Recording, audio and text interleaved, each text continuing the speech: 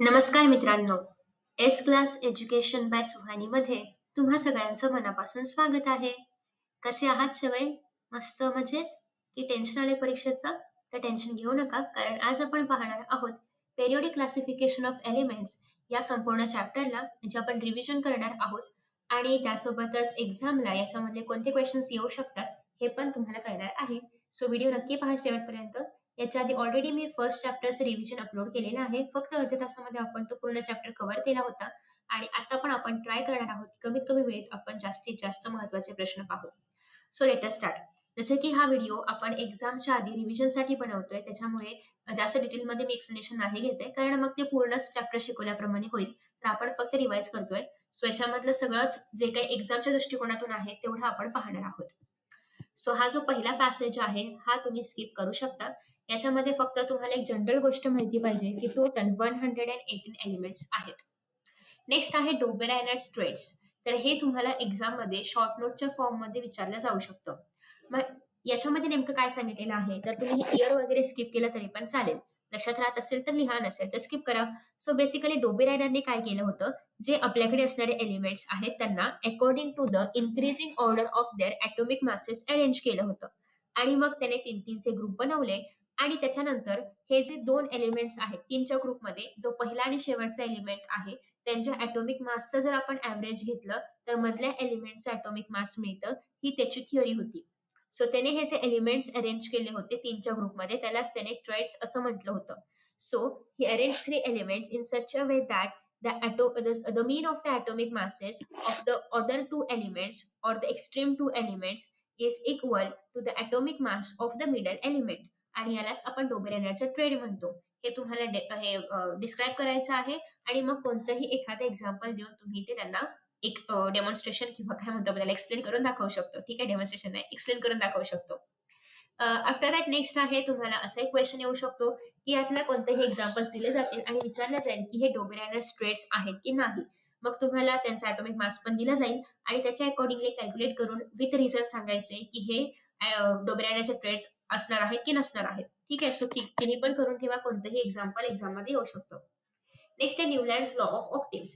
Again हेही तुम्हाला एक्झाममध्ये एक्सप्लेन करायला येऊ शकतं. हे कसं करायचं आहे, याने पण सेम केलं होतं. ॲटॉमिक मासेसच्या अकॉर्डिंगच सगळे एलिमेंट्स जे आहेत तर ते अरेंज केले होते आणि फक्त यांनी स्टार्ट केलं होतं कशापासून, तर सगळ्यात लाइटेस्ट एलिमेंट पासून, दॅट इज हायड्रोजन, आणि एंड केलं होतं सगळ्यात हेविएस्ट एलिमेंट पर्यंत, ते म्हणजे थोरियम. आणि अकॉर्डिंग टू द न्यूलँड जे प्रॉपर्टीज आहेत एलिमेंटच्या, तर फर्स्ट एलिमेंट आणि एट्थ एलिमेंटची प्रॉपर्टी जी आहे तर ती सेम असते. म्हणजे लिथियम आणि सोडियम हे दोघं फर्स्ट आणि एट्थ पोझिशनवरती आहेत. लिथियम पासून सोडियम 8व्या पोझिशनवरती आहे. सो एव्हरी फर्स्ट आणि एट्थ एलिमेंटची जी काही प्रॉपर्टी असणार आहे तर ते सिमिलर असणार आहे, हे डोबेरायनने समजावून दिलं होतं. मग त्यासाठी त्याने ॲज अ एक्झाम्पल म्हणून त्यासाठी त्याने ॲज अ एक्झाम्पल म्हणून जे आपले सप्तसूर आहेत किंवा संगीतामधले सूर जे आहेत, डो रे मी फा सो ला ती, तर याचा यूज केला होता आणि याच्या अकॉर्डिंगली या प्रॉपर्टीज ज्या आहेत किंवा हे जे एलिमेंट्सच्या प्रॉपर्टीज आहेत त्या ते एक्सप्लेन केल्या होत्या. That is similarity was observe by him in the eighth element and the first element. ठीक आहे, सो हे जास्त करायची गरज नाहीये. एक्झाम्पल पण तुम्ही फक्त सोडियम आणि लिथियम दिलं तरी पण चालेल. हा चार्ट काही तुम्ही नाही केला तरी पण चालणार आहे. नेक्स्ट तुम्हाला असं येऊ शकतं की हे जे न्यूलँडचे ऑक्टेव्स आहेत त्याच्यामध्ये याचा आणि याचा प्रॉपर्टी सेम असणार आहे, त्याच्या आणि याच्या प्रॉपर्टी सेम असणार आहेत, कारण बेरिलियम पासून मॅग्नेशियम 8व्या नंबरवरती आहे. सो जोही एलिमेंट 8व्या नंबरवरती असेल त्याच्या प्रॉपर्टी सेम असणार आहेत. मग आता लिमिटेशन्स काय, प्रॉब्लेम कुठे आला, हे का नाही आपण फॉलो करत आहोत.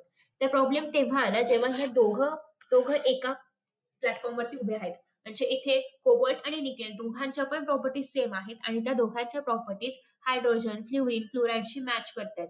सो तेव्हा प्रॉब्लेम आला की एकाच बॉक्समध्ये दोन दोन एलिमेंट्स येत आहेत. ठीक आहे, सो हा पहिला प्रॉब्लेम होता की एकाच बॉक्समध्ये दोन दोन एलिमेंट्स अकोमोडेट करावे लागतात. हा एक प्रॉब्लेम होता किंवा हे एक लिमिटेशन होतं.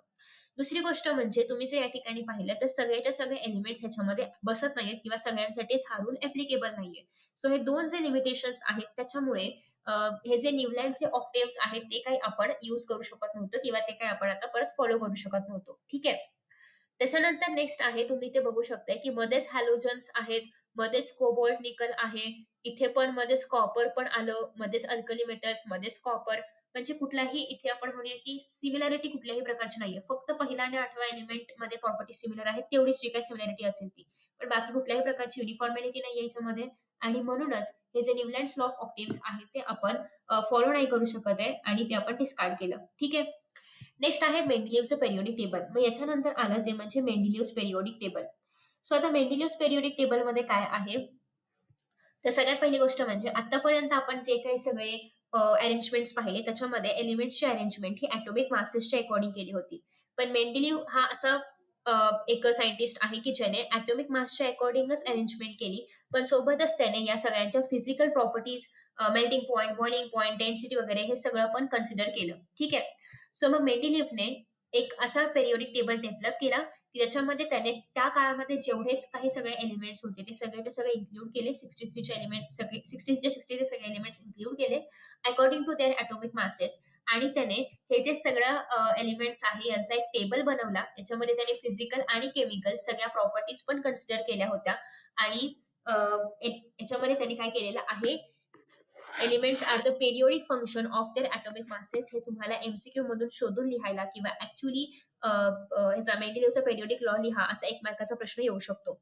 त्याने हे पण सांगितलं की एका डिफायनाइट इंटरव्हल नंतर, म्हणजे ज्याप्रमाणे न्यूलँडने सांगितलं होतं की एका पहिल्या आणि 8व्या एलिमेंटच्या प्रॉपर्टी सेम आहेत, तर सेमच मेंडेलिव्हने पण सांगितलं की एका डिफायनाइट इंटरव्हल नंतर ह्या सगळ्या ज्या काही प्रॉपर्टीज आहेत त्या रिपीट होत आहेत. ठीक आहे.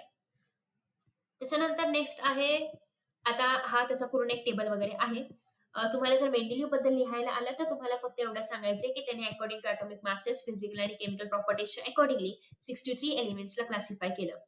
आता मग हे जे मेंडेलिव्हचं पेरियोडिक टेबल होता, तर याच्यामध्ये एक नवीन खासियत काय होती किंवा मेरिट्स काय होते या सगळ्याचे, तर याच्यामध्ये काय सांगितलेलं आहे मेरिट्स ऑफ मेंडेलिव्हज पेरियोडिक टेबलमध्ये, सगळ्यात पहिल्यांदा म्हणजे त्याने जे काही ॲटॉमिक मासेस जे आहेत तर according to proper atomic masses किंवा रिवाइज्ड ॲटॉमिक मासेस त्याने सगळ्यांना अरेंज केलं होतं. ठीक आहे. म्हणजे एकदम असं आधीच्या ज्या काही व्हॅल्यूज आहेत त्याच्यापेक्षा पण त्याने खूप जास्त एक्सपेरिमेंट वगैरे करून प्रॉपर व्हॅल्यूज फाइंड आउट केल्या ॲटॉमिक मासेसच्या, आणि मग त्याच्या अकॉर्डिंगली त्याने सगळ्या एलिमेंट्सला अरेंज केलं.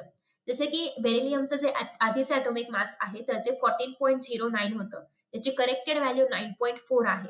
आणि ऑब्व्हियसली एवढा मोठा फरक असल्यामुळे बेरिलियमची पोझिशन बदलली आणि तो आता बोरॉनच्या आधी आहे. आणि आत्ताच्या आपल्या पेरियोडिक टेबलमध्ये पण बेरिलियमचा नंबर 4 आहे आणि बोरॉनचा नंबर 5 आहे. ठीक आहे. म्हणजे त्याचं जे काही कन्क्ल्युजन आहे किंवा त्याने जे काही ऑब्झर्वेशन दिलं ते परफेक्ट आहे. नेक्स्ट आहे, मेंडेलिव्हने अजून एक छान युक्ती लढवली होती, ती म्हणजे अशी की त्याने काही रिकाम्या जागा ठेवल्या होत्या. म्हणजे त्याला असं वाटायचं की इथे एक एलिमेंट आहे, सपोज बोरॉन आहे, तर याच्यानंतर बोरॉन सारख्या सेम प्रॉपर्टीज असणारा पण ॲटॉमिक मासमध्ये थोडासा फरक असणारा एक एलिमेंट मध्ये असू शकतो. आणि मग त्याने त्याच्याप्रमाणे जागा ठेवली. त्याला असं पण वाटलं की इथे अॅल्युमिनियम आहे, पण अॅल्युमिनियम सारख्याच प्रॉपर्टी असणारा पण ॲटॉमिक मासमध्ये थोडासा फरक असणारा असा अजून एक एलिमेंट असू शकतो. मग त्याने त्यासाठी अजून एक जागा ठेवली. सो असं करत करत त्याने वॅकेंट प्लेसेस ठेवले होते. त्याचं नाव आहे एका बोरॉन, एका अॅल्युमिनियम आणि एका सिलिकॉन. आणि त्याने फक्त वॅकेंट जागा नाही ठेवल्या, तर तिथे पॉसिबल ॲटॉमिक मास काय असू शकतं हे पण त्याने ठरवून ठेवलं होतं. सो एका बोरॉनसाठी जे पॉसिबल ॲटॉमिक मास आहे तर ते 44 आहे, एका अॅल्युमिनियमसाठी 68 आणि एका सिलिकॉनसाठी 72. तर अशा पद्धतीने त्याने त्याच्या प्रॉपर्टीज पण प्रेडिक्ट करून ठेवल्या होत्या की याच्यामध्ये काय प्रॉपर्टीज असू शकतात. आणि you will be surprise to know की याच्यानंतर जेव्हा कधी अजून डिस्कव्हरी झाली किंवा अजून याच्यावरती शोध लावले गेले, तेव्हा असेच 3 एलिमेंट्स नव्याने आपल्यासमोर आले आणि त्यांच्या प्रॉपर्टीज, त्यांचे ॲटॉमिक मासेस हे मेंडेलिव्हने सांगितलेल्या सगळ्या प्रॉपर्टीजशी मॅच होत होतं.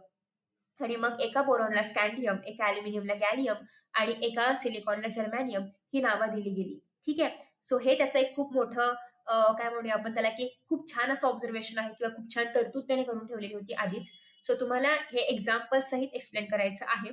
थर्ड त्याचं मेरिट असं आहे की त्याने एक झिरो कॉलम पण तयार केला होता किंवा एक झिरो ग्रुप पण तयार केला होता. ज्याच्यामध्ये त्याने नोबेल गॅससाठी एक स्पेशल प्लेस रिझर्व्ह ठेवली होती. ठीक आहे. आणि मग त्या प्लेसमध्ये निऑन, अर्गॉन यासारखे नोबल गॅसेस आपण इन्क्लूड करू शकत होतो. हे तर झालं त्याचे छान असे गुणगान वगैरे. पण मग काही चुकीच्या गोष्टी होत्या का त्या पेरियोडिक टेबलमध्ये? तर चुकीच्या असं नाही, पण काही लिमिटेशन्स किंवा काही डिमेरिट्स होते. त्यातले कोणतेही 3 डिमेरिट्स लक्षात ठेवा, एक्झामला आलं तर लिहिता आलं पाहिजे. एक तर पहिली गोष्ट म्हणजे जे ॲटॉमिक मासेस आहेत कोबाल्ट आणि निकेलचे, तर ते सेम येतात. आणि म्हणूनच तुम्ही पाहिलं असेल की न्यूलँडने पण दोघांना एकाच जागी ठेवलं होतं. हाच तर इश्यू आहे ना, म्हणजे दोघांचं सेम सेम आलं तर दोघांना ठेवायचं कुठे, म्हणजे वर ठेवायचं, खाली ठेवायचं, बाजूला ठेवायचं, कुठे ठेवायचं. सो हे अगेन सेमच एक डिमेरिट आहे की दोघांचं जे ॲटॉमिक मास आहे तर ते सेम आहे. आय होप की तुम्हाला सगळ्यांना ॲटॉमिक मास, ॲटॉमिक नंबर सगळं काही माहिती आहे, right? So after that next आहे देअर फॉर देअर. हा, आणि तुम्हाला आता होमवर्कच आहे हा, किंवा एक वर्क आहे, होमवर्क नाही म्हणतात, तुम्ही सगळे घरीच आहात. तर होमवर्क असा आहे की तुम्हाला ॲटॉमिक मास आणि ॲटॉमिक नंबरचे डेफिनेशन लिहायचे. म्हणजे मी अज्युम करते की तुम्हाला सगळ्यांना माहिती आहे आणि माहिती असलीच पाहिजे. पण कदाचित जर कोणाला माहिती नसेल किंवा आठवत नसेल तर प्लीज खाली कमेंट बॉक्स चेक करा. एखादा हुशार विद्यार्थी लिहून ठेवेल, बघा ते तुमच्यापैकी कोणी अभ्यास केलाय आणि कोणाला हे आठवतंय. ठीक आहे. सो मग याच्यामुळे काय झालं की कोबाल्ट आणि निकलला सेम प्लेसवरती ठेवावं लागत होतं, जे की चुकीचं आहे किंवा जे एक अँबिग्विटी आहे म्हणूया. कारण असं नाही पाहिजे ना, एका प्लेसवरती एकच एलिमेंट पाहिजे, पण असं होत नव्हतं. दुसरं अजून एक असं आहे की isotopes were discovered long time after periodic table. आणि मग जेव्हा आयसोटोप्स डिस्कवर्ड झाले तर तेव्हा त्यांना कुठे ठेवायचं, हे अगेन एक चॅलेंजिंग होतं. कारण आयसोटोप्स मध्ये ॲटॉमिक नंबर सेम असतं पण ॲटॉमिक मास मात्र डिफरंट असतं. मग अशा केसमध्ये ॲटॉमिक मास नुसार जर आपण टेबल बनवला तर मग यांना आता कुठे ठेवायचं, हा पण एक इश्यू होता. नेक्स्ट असं आहे की when elements are arranged in an increasing order of the atomic masses. तर ॲटॉमिक मासेस काही होल नंबर नव्हते, म्हणजे प्रत्येकच 44. ॲटॉमिक नंबर कसं, 14 म्हटलं की सिलिकॉनच डोळ्यासमोर येणार, 3 म्हटलं की लिथियम डोळ्यासमोर येणार, 11 म्हटलं की सोडियम येणार. तर असं काही ॲटॉमिक मासेसचं नाहीये. 14.4, 16.9 असं कुठलाही आदलामधला पण ॲटॉमिक मास आहे. मग आपण इझिली नाही सांगू शकत की हा याच्यानंतर, म्हणजे लिथियम आपण असं सांगतोय आता की लिथियमचा ॲटॉमिक नंबर 3 आहे, बोरॉनचा ॲटॉमिक नंबर 5 आहे, म्हणजे अर्थात मध्ये कुठले तरी 2 एलिमेंट्स काय 4, हा 4 नंबरचा असणारा एक मध्ये कुठला तरी एक एलिमेंट येणार आहे अजून, असं आपण आरामात सांगू शकतो.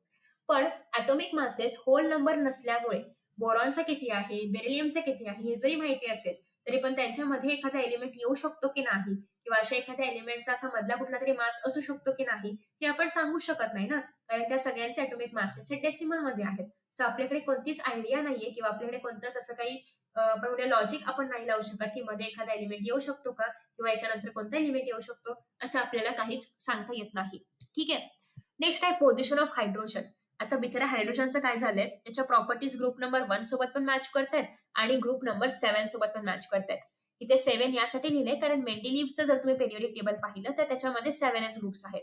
आपल्या आत्ताच्या पेरियोडिक 8 ग्रुप्स आहेत. पण आपल्या आत्ताच्या ग्रुपमध्ये जर तुम्ही पाहिलं तर 18 ग्रुप्स असल्यामुळे हॅलोजन्स 17 ग्रुपमध्ये येत आहेत, पण याच्यामध्ये 8च ग्रुप असल्यामुळे हॅलोजन्स 7th ग्रुपमध्ये येत आहेत. ठीक आहे, तुम्हाला कळलं का मला काय म्हणायचंय. ह्याच्यामध्ये बघा किती ग्रुप्स आहेत, 8च ग्रुप्स आहेत.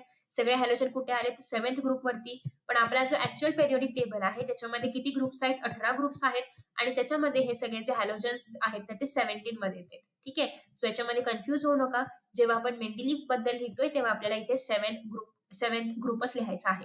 ठीक आहे. सो हायड्रोजन मध्ये प्रॉब्लेम असा आहे की त्याच्या प्रॉपर्टीज हॅलोजनशी पण सिमिलर आहेत आणि अल्कली मेटल्सशी पण सिमिलर आहेत.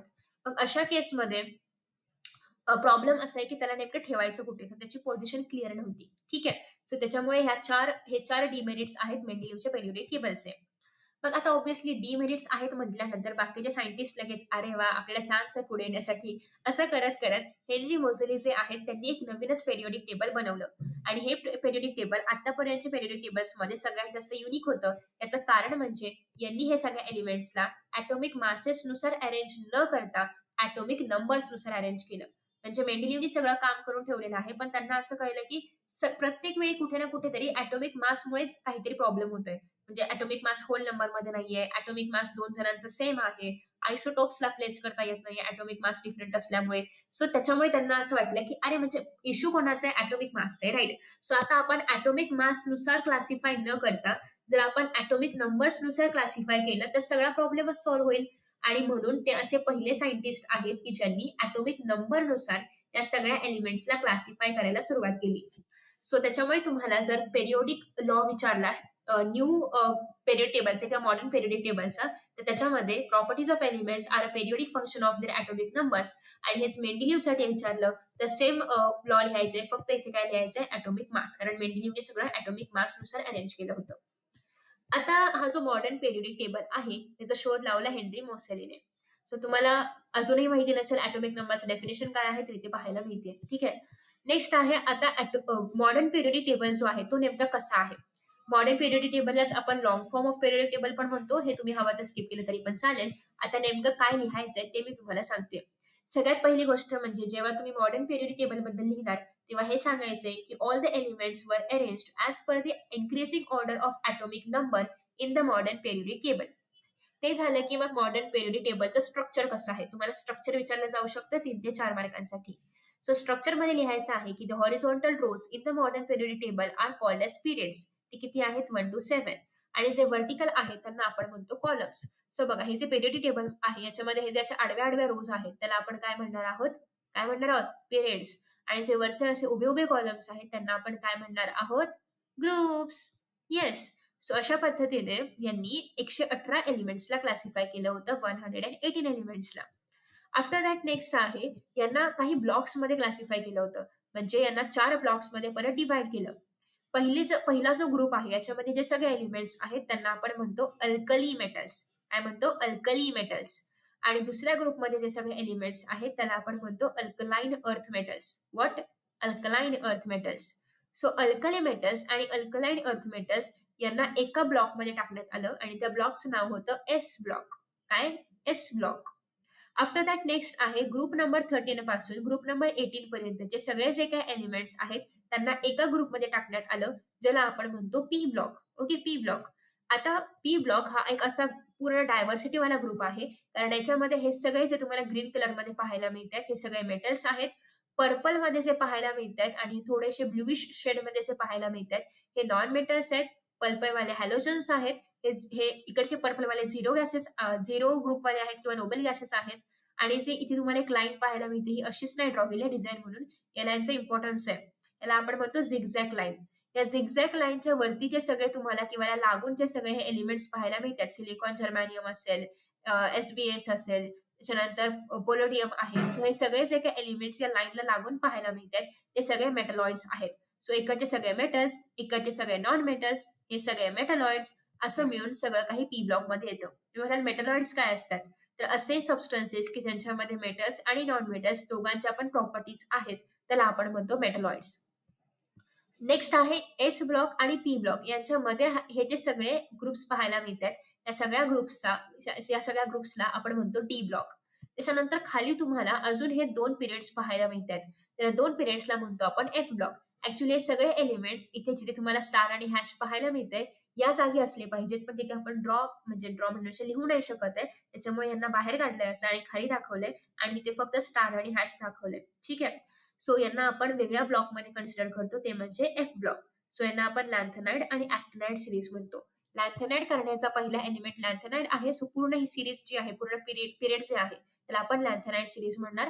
आणि याचा पहिला एलिमेंट ऍक्टिनियम आहे, त्याच्यामुळे पूर्ण सिरीजला आपण ऍक्टिनाइड सिरीज म्हणणार. ओके. सो आय होप की तुम्हाला बेसिक गोष्टी कळलेल्या आहेत. पूर्ण पिरियोडिक टेबल मधल्या ती सगळी इन्फॉर्मेशन या ठिकाणी दिलेली आहे. तुम्हाला एक्झामसाठी ही सगळी इन्फॉर्मेशन प्रिपेअर करायची आहे. सगळ्यात जास्त व्हेरिएशन किंवा डायव्हर्सिटी वाला ब्लॉक आहे तो म्हणजे पी ब्लॉक, कारण याच्यामध्ये मेटल्स, नॉन मेटल्स आणि मेटलॉइड्स सगळे लोक प्रेझेंट आहेत. आफ्टर दॅट नेक्स्ट आहे आता या पिरियोडिक टेबलमध्ये कशा पद्धतीने प्रॉपर्टीजचं व्हेरिएशन पाहायला मिळतं. म्हणजेच काय, तर आता इथे बघा, जसं आपण अलॉंग द ग्रुप जात जाऊ म्हणजे ग्रुपमध्ये खाली येत जाऊ त्याप्रमाणे इथे ॲटॉमिक नंबर 1 आहे, इथे 3 आहे, इथे 11 आहे. म्हणजे down the group atomic number काय होतोय, इन्क्रीज होतोय. ठीक आहे. So down the group atomic number increases. दुसरी गोष्ट म्हणजे जेव्हा आपण ग्रुप नंबर 1 पासून ग्रुप नंबर 18 पर्यंत जातोय तर इथे बघा इथे नॉन मेटॅलिक सुरू होतंय. म्हणजेच अलॉंग द पिरियड जेव्हा आपण जाऊ तेव्हा मेटॅलिक प्रॉपर्टी डिक्रीज होतात. ठीक आहे. अलॉंग द पिरियड जेव्हा जाऊ तेव्हा मेटॅलिक प्रॉपर्टी काय होते, डिक्रीज होत आहेत, कारण इथे नॉन मेटल सुरू होत आहेत. आता म्हणजेच नॉन मेटल सुरू होत आहेत म्हणजेच काय, तर मेटॅलिक प्रॉपर्टी डिक्रीज होते. म्हणजे काय वाढणार, नॉन मेटॅलिक वाढणार. म्हणजे along the period metallic property decreases and non metallic property increases. आता वरून खाली येताना जसं आपण खाली खाली येऊ त्याप्रमाणे हे अजून जास्त मेटॅलिक आहेत. म्हणजे हायड्रोजन लिथियम पेक्षा सीझियम जास्त मेटॅलिक आहे. म्हणजे down the group metallic property increases. मग काय डिक्रीज होणार, नॉन मेटॅलिक डिक्रीज होणार. ठीक आहे. वरून खाली येताना खालचे सगळे कमी नॉन मेटॅलिक आहेत दॅन ऑक्सिजन. इकडे पण खालचे कमी नॉन मेटॅलिक आहेत दॅन नायट्रोजन. ठीक आहे. म्हणजे down the group metallic property increases, along the period metallic property decreases. ठीक आहे. आता दुसरी गोष्ट, आता मला सांगा ॲटॉमिक रेडियस. ॲटॉमिक रेडियस म्हणजे काय, मध्ये न्यूक्लियस आहे, सगळ्यांना माहिती आहे ना न्यूक्लियस असतं, त्याच्या भोवती ते सगळे न्यूक्लियसच्या आतमध्ये सगळे आपले हे प्रोटॉन्स असतात, इथे बाहेर असे ऑर्बिट्स असतात आणि ज्याप्रमाणे सनच्या भोवती अर्थ आणि इतर प्लॅनेट्स फिरतात त्याप्रमाणे या न्यूक्लियसच्या भोवती हे सगळे इलेक्ट्रॉन्स फिरत असतात. ठीक आहे. बेसिकली हे जे ऑर्बिट्स आहेत असे खूप सारे ऑर्बिट्स असतात राईट. सो बेसिकली हे जे ऑर्बिट्स आणि न्यूक्लियस म्हणजे सेंटर आणि ऑर्बिट्स यांच्यामधलं हे जे डिस्टन्स आहे त्याला आपण काय म्हणतो रेडियस. हे एवढं जे डिस्टन्स आहे, एवढं डिस्टन्स जे आहे याला आपण काय म्हणतो रेडियस. सो आता इथे मला सांगा इथे किती आहे, एक एक ॲटॉमिक नंबर आहे म्हणजे एक इलेक्ट्रॉन आहे, 3 ॲटॉमिक नंबर म्हणजे 3 इलेक्ट्रॉन आहे, 11 ॲटॉमिक नंबर म्हणजे 11 इलेक्ट्रॉन आहेत. सो बेसिकली जेवढा इलेक्ट्रॉनचा नंबर वाढत जाईल तेवढे शेल्स किंवा तेवढे हे जे ऑर्बिट्स आहेत तर ते वाढत जाणार. म्हणजे down the group atomic size किंवा ॲटॉमिक रेडियस काय होणार आहे, इन्क्रीज होणार आहे राईट. पण along the period he size decrease होते कारण अलॉंग द पिरियड हे जे न्यूक्लियस अट्रॅक्शन आहे म्हणजे या बाहेरच्या ग्रुपला बाहेरच्या ऑर्बिटला स्वतःकडे अट्रॅक्ट करण्याची जी पॉवर आहे तर ती वाढते अलॉंग द पिरियड. म्हणजे आपण मॅग्नेशियम पासून अल्युमिनियमकडे जाताना या न्यूक्लियसची ऑर्बिटला स्वतःकडे खेचून घ्यायची पॉवर पण वाढते. म्हणजे कितीही मोठा व्हायचा प्रयत्न करत असेल तरी पण ते न्यूक्लियस त्याला परत स्वतःकडे खेचून घेतं आणि असं करत करत इवन दो ॲटॉमिक नंबर वाढतोय तरी पण याची साईज कमी कमी होत जाते. म्हणजेच काय की पिरियड मध्ये जसं जसं आपण अलॉंग द पिरियड जाऊ टुवर्ड्स लेफ्ट टू राईट अशा केसमध्ये ॲटॉमिक साईज डिक्रीज होते. पण along the group up to down जेव्हा आपण जातोय तेव्हा हे जे साईज आहे ते इन्क्रीज होते कारण याच्यामध्ये अट्रॅक्शन कमी आहे. ठीक आहे. न्यूक्लियस आणि बाहेरचे इलेक्ट्रॉन्स यांच्यामध्ये अट्रॅक्शन ग्रुपमध्ये कमी आहे, पिरियडमध्ये जास्त आहे. सो आय होप की तुम्हाला हे सगळे व्हेरिएशन ट्रेड्स किंवा प्रॉपर्टीज पण कळले असतील ज्या इथे दिलेल्या आहेत. नेक्स्ट आहे इलेक्ट्रॉनिक कन्फिगरेशन कसं लिहितो आपण. तर सपोज की आपल्याकडे आहे बेरिलियम, मला याचं इलेक्ट्रॉनिक कन्फिगरेशन लिहायचं आहे तर मी लिहिणार 2,2 म्हणजेच काय की पहिल्या आता मी तुम्हाला त्याचे ऑर्बिट्स काढून दाखवले इथे मध्ये न्यूक्लियस आहे म्हणजे पहिल्या ऑर्बिटमध्ये नेहमीच 2 इलेक्ट्रॉन असणार आहेत सगळ्यांसाठी, दुसऱ्या ऑर्बिटमध्ये नेहमी असणार आहेत 8 इलेक्ट्रॉन, तिसऱ्या ऑर्बिटमध्ये पण 8 इलेक्ट्रॉन आणि चौथ्या ऑर्बिटमध्ये पण 8 इलेक्ट्रॉन. सो असं करत करत आपल्याकडे जे इलेक्ट्रॉन्स आहेत तर त्यांचं ऑर्बिट्समध्ये डिस्ट्रीब्युशन होत असतं. ठीक आहे. सो तुम्हाला मी असं एक आपण हे घेऊया टेस्ट प्रमाणे घेऊया. तुम्हाला सोडियमचं इलेक्ट्रॉनिक कन्फिगरेशन फाइंड आउट करायचंय, ब्रोमिनचं इलेक्ट्रॉनिक कन्फिगरेशन फाइंड आउट करायचंय. मी यांचे ॲटॉमिक नंबर्स पण देते, तुम्हाला पण एक्झाममध्ये ॲटॉमिक नंबर्स येणार, तुम्हाला फक्त ते लिहायचं आहे. ठीक आहे. नेक्स्ट आहे तुम्हाला अर्गॉनचं पण इलेक्ट्रॉनिक कन्फिगरेशन फाइंड आउट करायचंय. 2,8,8,8 याच ह्याच्यामध्ये तुम्हाला इलेक्ट्रॉन्स ठेवायचे. आता याच्यामध्ये 11च इलेक्ट्रॉन्स आहेत सोडियममध्ये तर पहिले या ठिकाणी 2 येतील, उरले किती 9 तर इथे अगेन 8 येतील आणि इथला 1 म्हणजे 2,8,1 हे झालं इलेक्ट्रॉनिक कन्फिगरेशन ऑफ सोडियम. तुम्ही बाकीचं फाइंड आउट करा. अजून एक प्रश्न खूपदा विचारला जातो मला की नेमकी किती एलिमेंट्स आम्हाला बाय हार्ट करायचे आहेत. तर 10वी साठी कॅल्शियम पर्यंत म्हणजे ॲटॉमिक नंबर 20 पर्यंत एलिमेंट्स बाय हार्ट करायचे आहेत सिरियली म्हणजे पहिला दुसरा तिसरा कुठला असं तुम्हाला फक्त कॅल्शियम पर्यंत करायचंय, बाकी तुम्ही नाही केलं तरी पण चालेल. हा बाकी अजून काय करायचंय तर बाकी अजून तुम्हाला हॅलोजनची पूर्ण सिरीज, पूर्ण म्हणजे आयोडीन पर्यंत फक्त हॅलोजनचे आयोडीन पर्यंत सिरीज आणि हे जे नोबेल गॅसेस आहेत त्यांचे झेनॉन पर्यंतची सिरीज एवढी पाठ करायची आणि 20 पर्यंत एलिमेंट्स एवढंच करायचंय. बाकी डी ब्लॉक एफ ब्लॉक तुमच्यासाठी आता नाहीये, 12th मध्ये गेला की येईल तुम्हाला. ठीक आहे.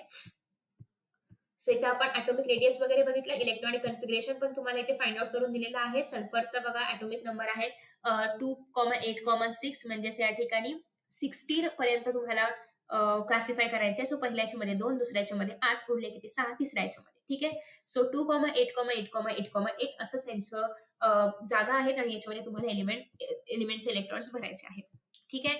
आता याच्यामधला तुम्हाला ऍज अ थिअरीसाठी काही करायची गरज नाहीये, सो तुम्ही हे स्किप केलं तरी पण चालेल. त्याच्यानंतर नेक्स्ट आहे ॲटॉमिक साईज. हे मात्र तुम्हाला थिअरीसाठी करायचं आहे, हे तुम्हाला एक्झाम मध्ये विचारलं जाऊ शकतं. So what do you mean by atomic size. Atomic size म्हणजे काय, the size of the atom म्हणजेच काय रेडियस ऑफ द ॲटम म्हणजे न्यूक्लियस पासून सगळ्यात आउटर मोस्ट शेल, अशा खूप साऱ्या शेल्स आहेत ना, तर सगळ्यात आउटर मोस्ट शेल पर्यंतचं जे काही डिस्टन्स आहे त्याला आपण म्हणणार आहोत ॲटॉमिक रेडियस. फॉर एक्झाम्पल इथे बघा हे न्यूक्लियस आहे आणि त्याची सगळ्यात आउटर मोस्ट शेल कुठली आहे, ही आहे.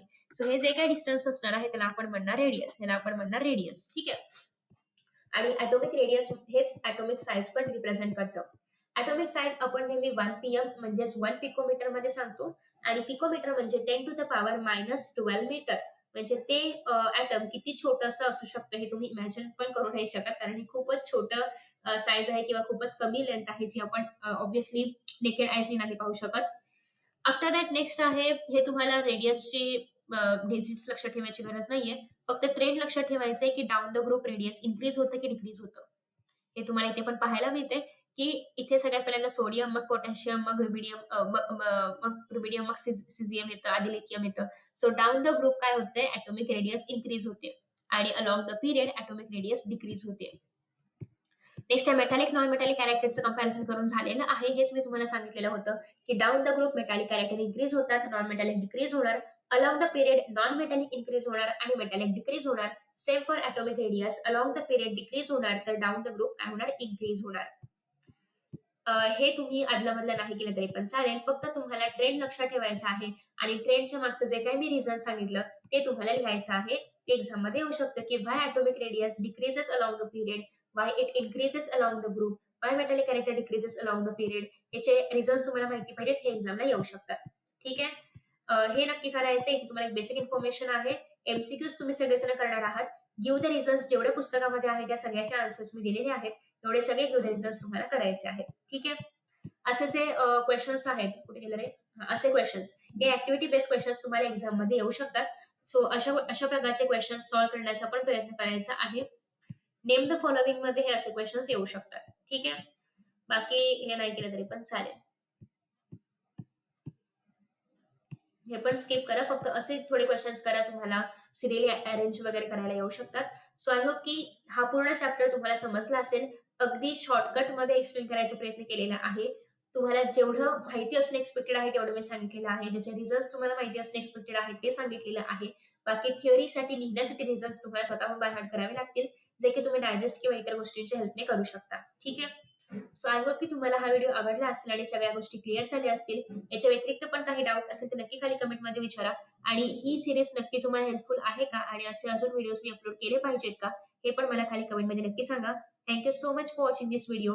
Best of luck for your exams आणि पॉसिबल असेल तर प्लीज हे व्हिडिओ तुमच्या मित्रांसोबत शेअर करा. Bye bye.